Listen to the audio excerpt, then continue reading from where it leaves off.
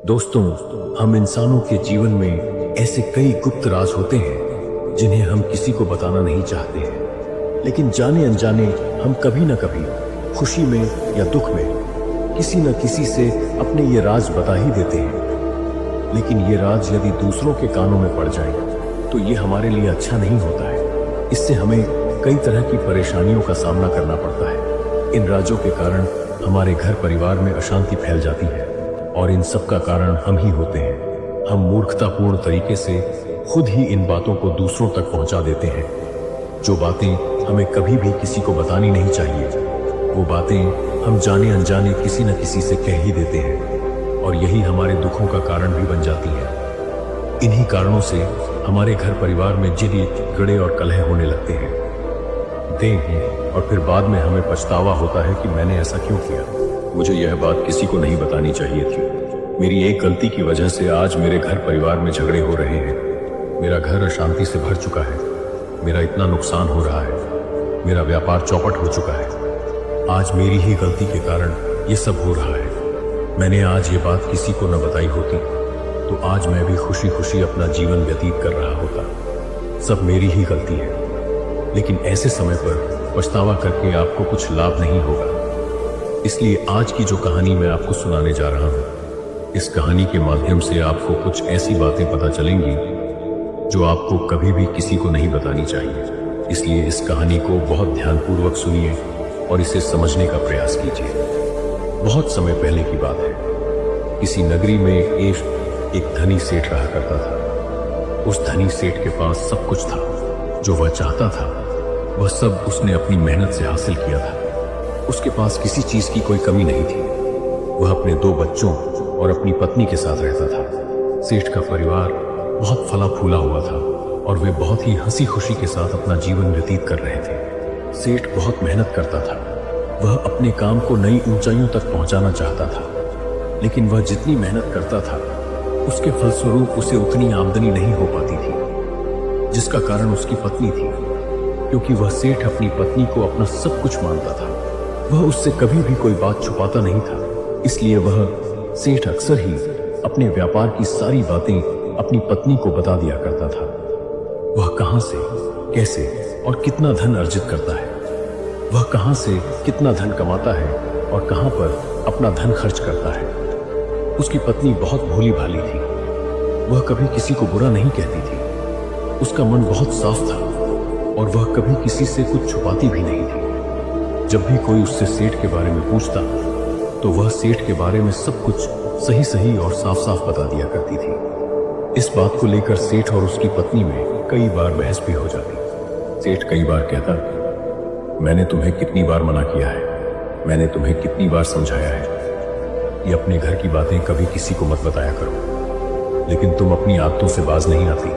मैंने तुमसे कई बार कहा है कि जो कुछ भी बातें मैं तुमसे बताता हूँ वो सारी बातें तुम्हें खुद तक रखनी है, किसी को नहीं बताना, लेकिन तुम मेरी एक नहीं सुनती। इतना कहकर वह सेठ वहां से क्रोधित होकर चला गया। लेकिन उस सेठ की पत्नी बहुत भोली भाली थी। वह अपने पति की किसी भी बात का बुरा नहीं मानती थी, जिस कारण उसे अपने पति की किसी भी बात का कोई बुरा नहीं लगता था और न ही उसे कोई असर पड़ता था। धीरे धीरे ये बात हर जगह फैल चुकी थी कि सेठ की पत्नी बड़ी दयालु है, बड़ी भोली है।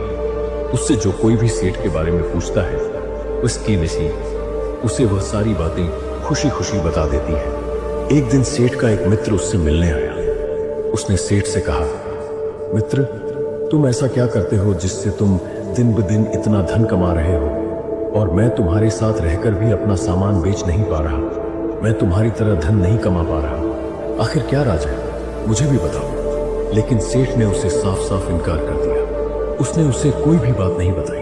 तभी सेठ के मित्र को किसी ने बताया कि तुम्हें जो भी राज सेठ के बारे में जानने हैं तुम उनकी पत्नी से जाकर पूछ सकते हो, वह तुम्हें सब कुछ खुशी खुशी बता देंगी। सेठ के मित्र ने ठीक वैसा ही किया।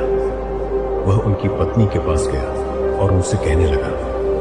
वह सेठ का मित्र अब इस फिराक में था कि किस दिन उसे मौका मिले। एक दिन वह सेठ किसी काम से बाहर जा रहा था। जैसे ही वह घर से बाहर निकला तभी सेठ का वह मित्र उसकी पत्नी से मिलने पहुंच गया और उनसे कहने लगा, सेठ क्या काम करते हैं? वह किस तरह से अपना सामान बेचते हैं मुझे तो कुछ समझ ही नहीं आता।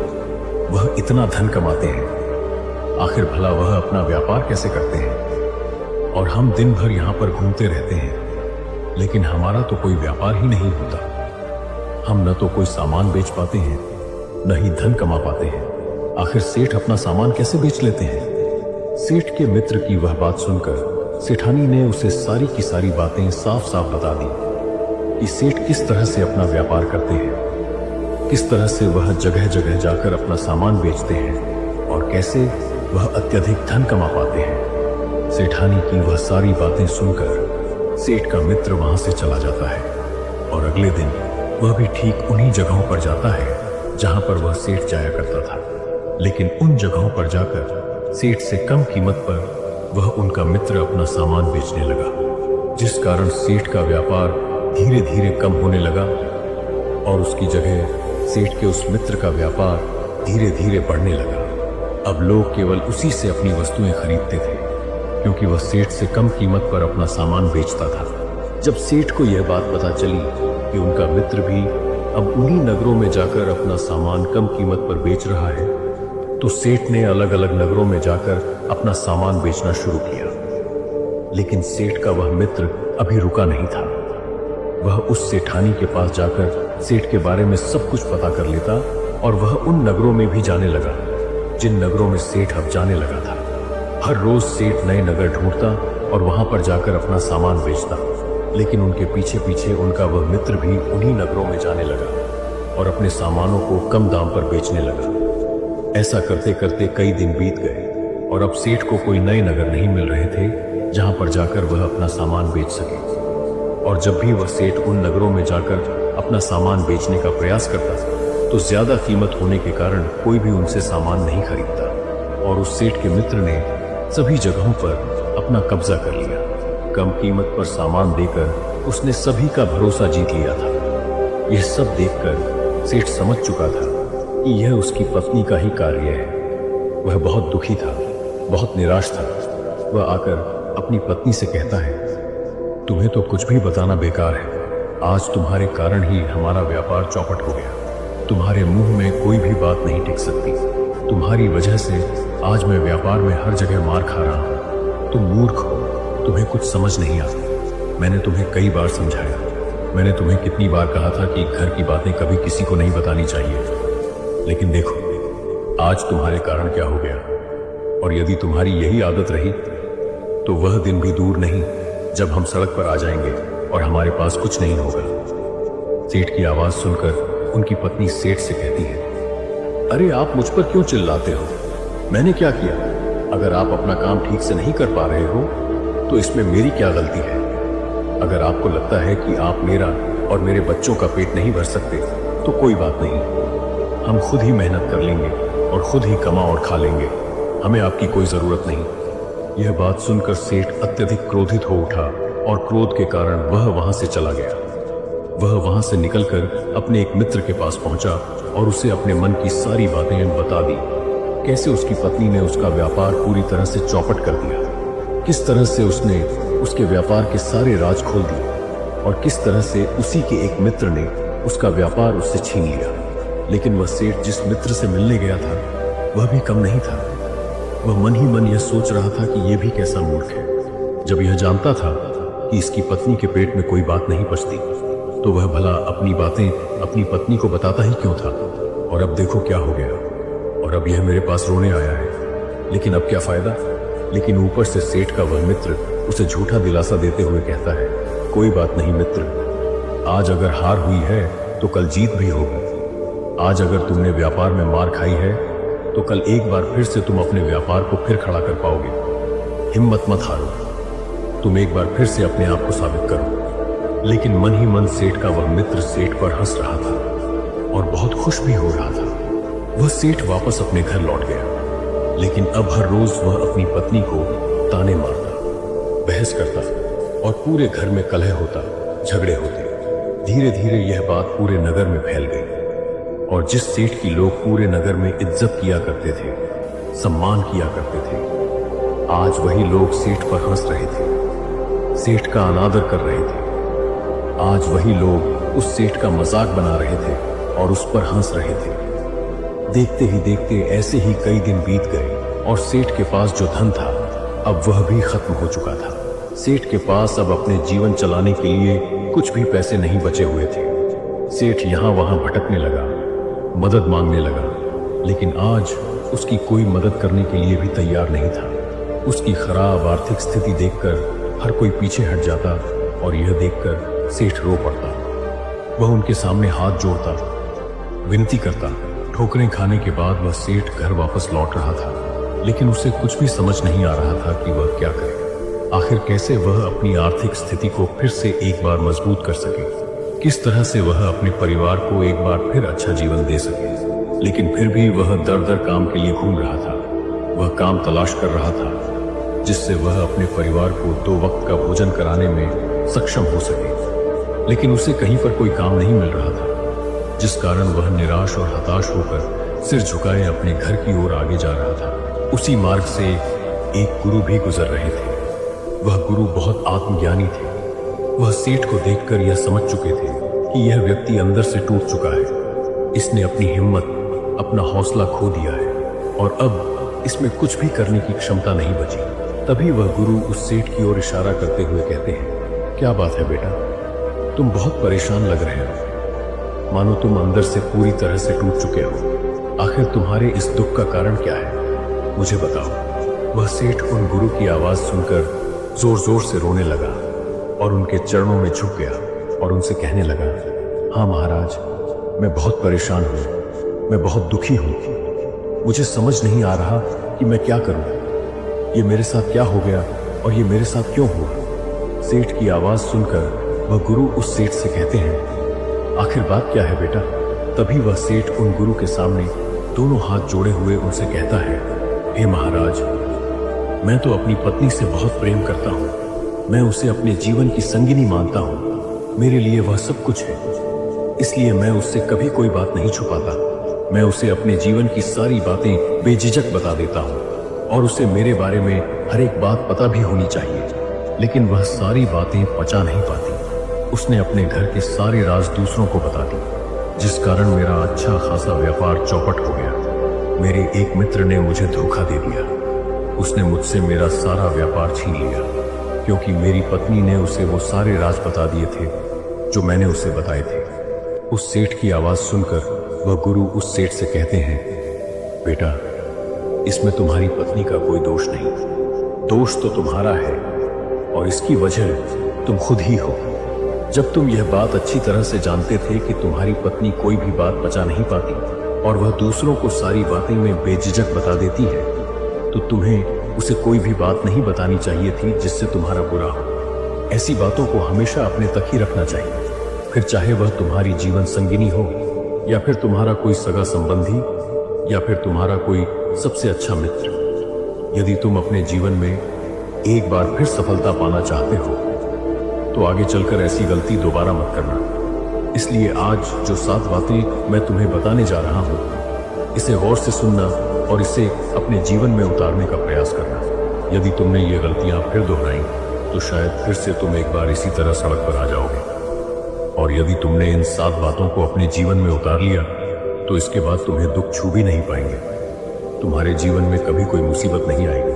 तभी वह गुरु उस सेठ को पहली बात बताते हुए कहते हैं, चाहे कैसी भी परिस्थिति हो, चाहे कैसा भी समय हो, चाहे कुछ भी क्यों न हो जाए, लेकिन अपनी मजबूरियां कभी किसी को नहीं बतानी चाहिए। फिर चाहे वह आपका पुत्र ही क्यों न हो या फिर पत्नी, सगे संबंधी, परिवार वाला या कोई खास मित्र या फिर कोई शत्रु। क्योंकि जब भी तुम किसी को अपनी मजबूरी बताते हो तो उन्हें तुम्हारी मजबूरी से कुछ लेना देना नहीं होता।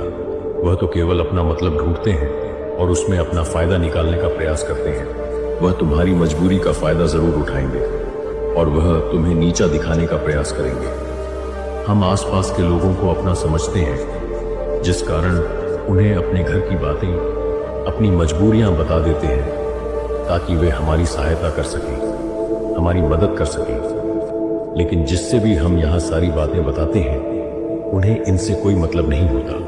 वे समझते हैं कि किस तरह से वे आपकी मजबूरी का फायदा उठा सकते हैं। और जो लोग हमारे बहुत करीब होते हैं जिन पर हम अत्यधिक विश्वास करते हैं, वही हमारी मजबूरी का फायदा भी उठाते हैं।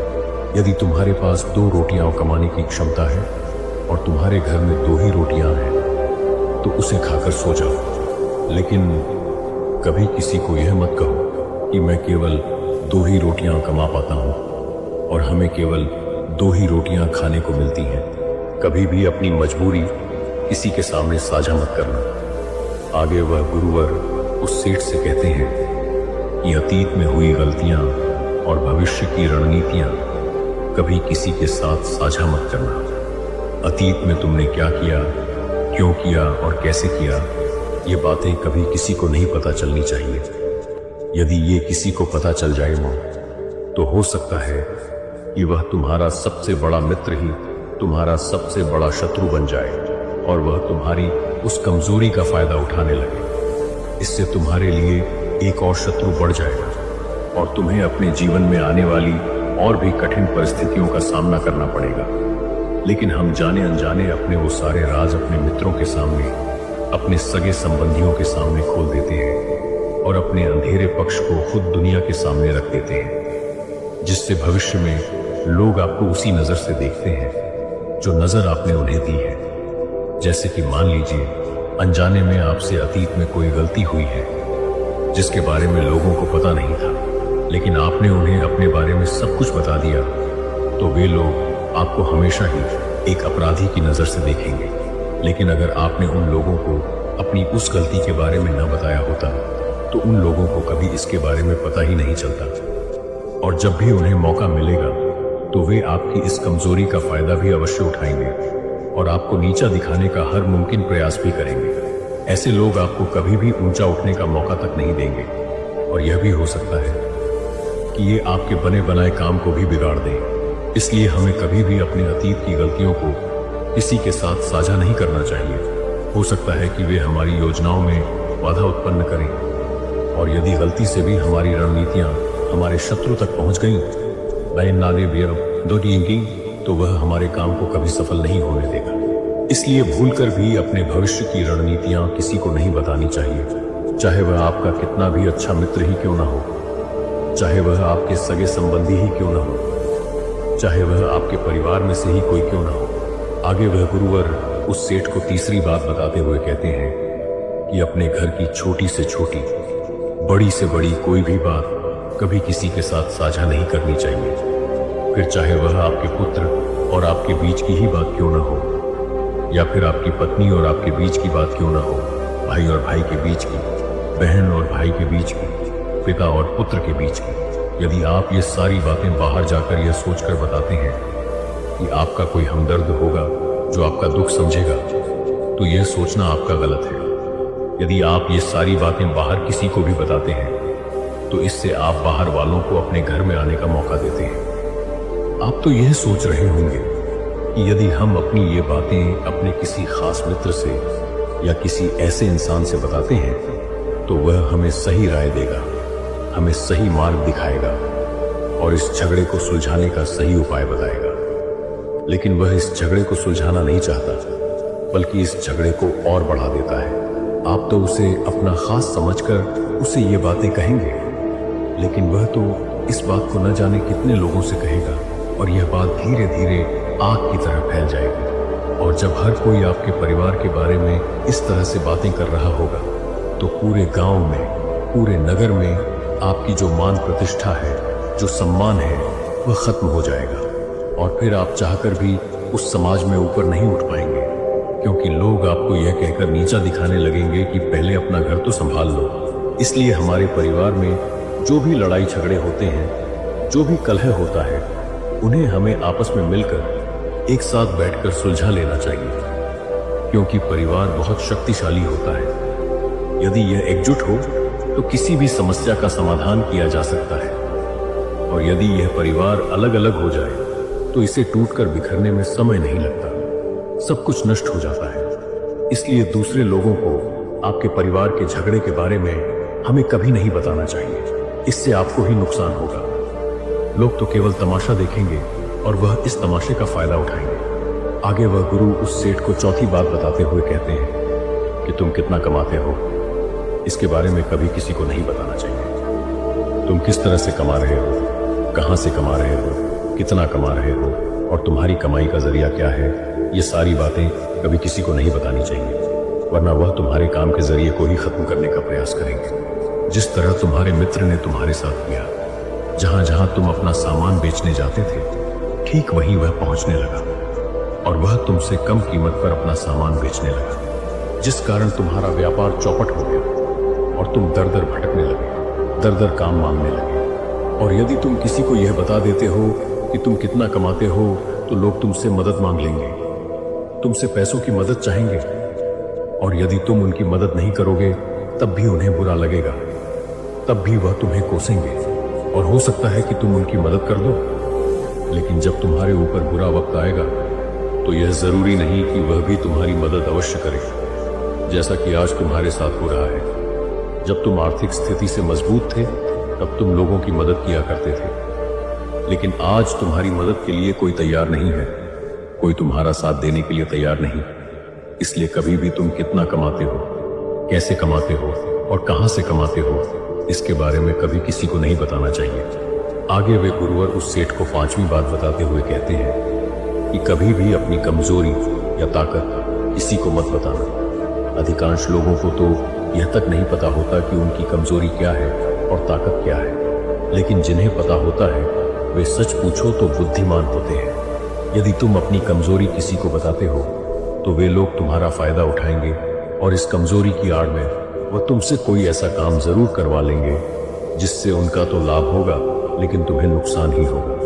और यदि तुम अपनी ताकत के बारे में जानते हो और इसके बारे में किसी को बता देते हो तो वह तुम्हारी ताकत का काट ढूंढेगा और इस ताकत को कमजोर बना देगा, और एक दिन यही ताकत तुम्हारी कमजोरी बन जाएगी और वह उसका फायदा उठाएगा। इसलिए अपनी कमजोरी और ताकत कभी किसी को नहीं बतानी चाहिए, फिर चाहे वह तुम्हारी पत्नी हो, तुम्हारा कोई सगा संबंधी हो, तुम्हारा कोई खास मित्र हो या फिर तुम्हारा कोई शत्रु हो।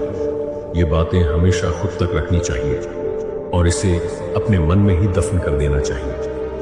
आगे वह गुरुवर उस सेठ को 6ठी बात बताते हुए कहते हैं कि अपने खास मित्रों या फिर खास शत्रुओं के बारे में कभी किसी को नहीं बताना चाहिए, क्योंकि जब हम अपने मित्र के बारे में किसी को बताते हैं तो हो सकता है कि सामने वाला हमारे मित्र को खत्म करवा दे, या फिर हो सकता है कि वह हमारे मित्र के साथ मिलकर ही हमें धोखा दे दे और हमारे ही मित्र को हमारा शत्रु बना दे। दूसरी बात, हमें अपने शत्रु के बारे में भी कभी किसी को नहीं बताना चाहिए, क्योंकि जो हमारा मित्र है अगर वह कल को हमारा शत्रु हो गया तो वह हमारे शत्रु से जा मिलेगा और उस वक्त वह अधिक बलवान हो जाएगा और फिर वह दोनों मिलकर आपको परास्त कर सकते हैं, आपको नुकसान पहुंचा सकते हैं। और कहा जाता है ना कि एक जानवर तो केवल आपके शरीर पर वार करता है, लेकिन एक मित्र जो आपका शत्रु बन गया है वह आपके मस्तिष्क पर वार करता है, आपकी सोच पर वार करता है, आपके विचारों पर वार करता है। और जब वह वार करता है तो वह इतना गहरा होता है कि आप कुछ भी करने लायक नहीं बचते, आपको कुछ भी समझ नहीं आता। इसलिए कभी भी अपने खास मित्र या फिर शत्रु के बारे में कभी किसी को नहीं बताना चाहिए। आगे वह गुरुवर उस सेठ से 7वीं बात बताते हुए कहते हैं कि कभी भी किया हुआ दान भूल जाना चाहिए, उसके बारे में किसी को नहीं बताना चाहिए। कहा जाता है कि अगर आप बाएं हाथ से दान कर रहे हैं तो दाएं हाथ को पता तक नहीं चलना चाहिए कि आप दान दे रहे हैं, क्योंकि अगर आप किसी को किए हुए दान के बारे में बता देते हैं तो आपको कभी भी उसका पुण्य प्राप्त नहीं होता। इसलिए जितना गुप्त रूप में दान किया जाए उतना ही फलित होता है, आपको उसका उतना ही फल प्राप्त होगा। इसलिए दान आपने कहाँ किया, क्यों किया, कितना किया, यह कभी भी किसी को न बताएं। आगे वह गुरुवर उस सेठ से कहते हैं, ये 7 बातें जो मैंने तुम्हें बताई हैं, इसमें संसार का पूरा रहस्य छुपा हुआ है। इन बातों का यदि तुमने अनुसरण कर लिया, यदि इसे अपने जीवन में उतार लिया, तो तुम्हारे घर में हमेशा सुख शांति बनी रहेगी और ना तो तुम्हें कभी कोई धोखा दे पाएगा और ना ही तुम कभी वापस इस स्थिति में लौटोगे। उन गुरु की ये बातें उस सेठ को अच्छी तरह समझ में आ चुकी थी। उसने उन गुरु को प्रणाम किया और वापस घर की ओर लौट गया। उसने इन 7 बातों को अपने जीवन में उतार लिया और एक एक करके वह अपनी तरक्की की सीढ़ियों पर चढ़ता चला गया। और अब की बार उसे कोई परेशान करने वाला नहीं था, ना ही उसका कोई भेद जान पाया, जिस कारण वह पहले से भी ज्यादा धनी हो चुका था और किसी को कभी कुछ पता ही नहीं चल पाया। तो दोस्तों, अगर आपको ये कहानी पसंद आई है, तो ऐसी मोटिवेशनल कहानी मिलती रहे, तो आज के लिए बस इतना ही। फिर मिलूंगा आपसे अगले दिन ऐसे ही एक और नई कहानी के साथ। तब तक के लिए धन्यवाद।